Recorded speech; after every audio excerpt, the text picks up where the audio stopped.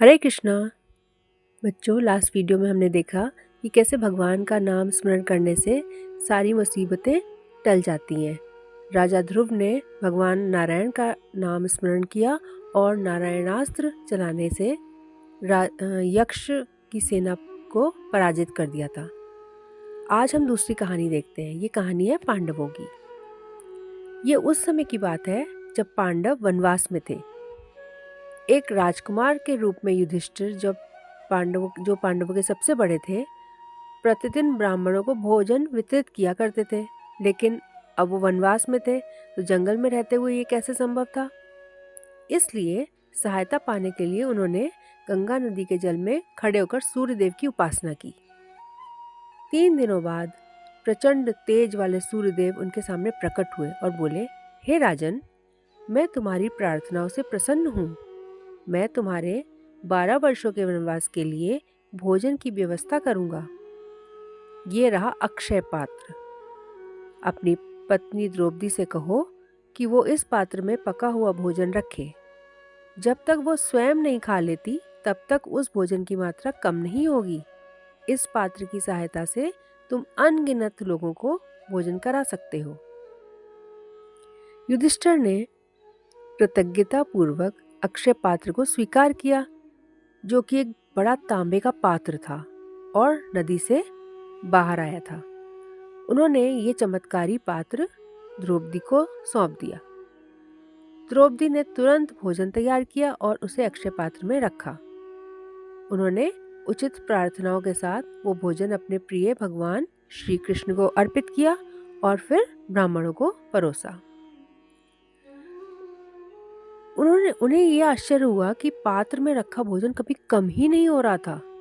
जैसे ही एक भाग निकाला जाता, वो तुरंत फिर से भर जाता था। उन्होंने अपने पतियों को भी भोजन कराया और अंत में स्वयं सबसे बाद में भोजन किया। तब जाकर अक्षय पात्र अंततः खाली हुआ। एक दिन क्या हुआ, जब द्रौपदी ने अपना भोजन कर लिया था, तभी महर्षि दुर्वासा अपने 10,000 शिष्यों के साथ पांडवों के शिविर में आए। ऋषि को देखते ही सभी पांडव श्रद्धा से खड़े हुए और हाथ जोड़कर उन्हें प्रणाम किया और उनके चरणों में झुककर उन्हें आसन दिया। दुर्वासा जी ने कहा, मैं अपने 10,000 शिष्यों के साथ यहाँ आया हूँ। हम पूरे दिन चलकर आए हैं और बहुत भूखे हैं। कृपया हमारे लिए भोजन की व्यवस्था करें। इस बीच हम नदी में स्नान करके लौटेंगे। युधिष्ठिर ने सहमति दी और दुर्वासा अपने शिष्यों के साथ चले गए। अब पांडव और द्रौपदी बहुत चिंता में थे। वे इतने सारे लोगों को कैसे भोजन कराते? द्रौपदी पहले ही भोजन कर चुकी थी और चमत्कारी पात्र अगले दिन तक कुछ नहीं देगा। द्रौपदी ने भगवान श्री कृष्ण से प्रार्थना की, हे जगत के स्वामी, विपत्तियों के नाशक, आप सर्वशक्तिमान हैं। कृपया हमारी सहायता कीजिए। जैसे आपने पहले दुष्ट दुशासन से मेरी रक्षा की थी, वैसे ही कृपया अब इस संकट में भी मुझे बचाइए। उसी समय भगवान श्री कृष्ण द्वारका में अपनी रानी रुक्मिणी के साथ थे। उन्होंने अपनी भक्त द्रौपदी की प्रार्थना सुन ली। वे तुरंत अपने महल से निकले और पल भर में द्रौपदी के सामने प्रकट हो गए। द्रौपदी की आंखों में आंसू थे। हे गोविंद, हम दुर्वासा के श्राप से डर रहे हैं, कृपया हमारी सहायता कीजिए। श्री कृष्ण मुस्कुराए और बोले, मैं अवश्य सहायता करूंगा, लेकिन पहले मुझे कुछ खाने को दे दो, मुझे बहुत भूख लगी है। शर्मिंदा होकर द्रौपदी बोली, प्रभु, सूर्यदेव द्वारा दिया गया पात्र तब तक भरा पूरा रहता है जब तक मैं भोजन न कर लूं। मैंने अभी भोजन कर लिया है और अब उसमें कुछ भी नहीं है। श्री कृष्ण मुस्कुराकर बोले, ठीक है, अक्षय पात्र तो ले आओ और मुझे दिखाओ, उसमें कुछ ना कुछ अवश्य होगा।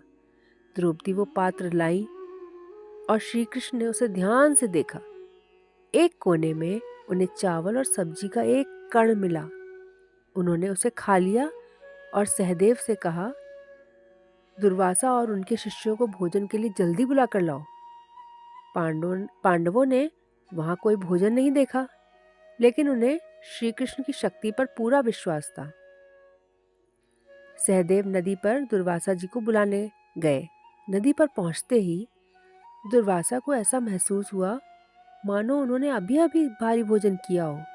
उनके शिष्य भी तृप्त लग रहे थे, पेट सहला रहे थे और डकार ले रहे थे।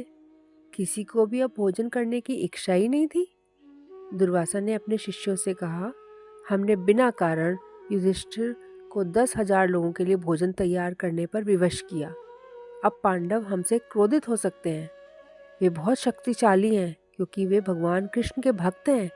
हमें जल्दी से यहाँ से भाग जाना चाहिए, इससे पहले कि वे हमें देख लें। इतना कहकर वे सभी दिशाओं में भाग खड़े हुए। सहदेव को नदी किनारे कोई नहीं मिला, सिर्फ कुछ जलपात्र और कुछ कपड़े पड़े हुए थे। जैसे ही उन्होंने आसपास देखा, कुछ ब्राह्मणों ने उन्हें बताया कि दुर्वासा और उनके शिष्य अचानक वहां से भाग गए हैं। सहदेव लौटकर युधिष्ठिर को ये समाचार सुनाने गए। युधिष्ठिर चिंतित हुए, कहीं ये ऋषिगण रात में लौटकर भोजन न मांग ले। कृष्ण मुस्कुराए और बोले, चिंता मत करो, वे तुम्हारी शक्ति से डर गए हैं। वे अब वापस नहीं आएंगे। अब मुझे द्वारिका लौटने दो। युधिष्ठिर ने कृष्ण को धन्यवाद देते हुए कहा, हे प्रभु, जैसे कोई समुद्र में डूबते व्यक्ति को की नाव को बचा लेते हैं, वैसे ही आप हमेशा हमारी रक्षा करते आए हैं। कृष्ण वहां से चले गए और पांडवों ने कठिन समय में श्री कृष्ण को पुकारने की सूझबूझ के लिए अपनी पत्नी द्रौपदी को धन्यवाद दिया। अपने प्रिय प्रभु और मित्र को याद करते हुए उन्होंने रात को विश्राम किया। तो देखा बच्चों, प्रभु हमेशा अपने भक्तों की सहायता के लिए उपस्थित रहते हैं जब भी उन्हें ज़रूरत हो। तो आपने दोनों कहानियाँ देखी। पांडवों के लिए श्री कृष्ण ने चमत्कारिक रूप से ऋषि दुर्वासा और उनके 10,000 शिष्यों को बिना भोजन दिए ही तृप्त कर दिया, और दूसरी ध्रुव के लिए केवल नारायण नाम का जाप ही यक्षों की सारी माया को नष्ट कर दिया। तो भगवान हमारे लिए भी ऐसे चमत्कार करने को सदैव तैयार रहते हैं, पर केवल क्या चाहिए, हमें केवल विश्वास और भक्ति बनाए रखने की आवश्यकता है। अच्छी थी ना कहानी? तो बच्चों, भगवान का स्मरण हमेशा करते रहो। हरे कृष्णा।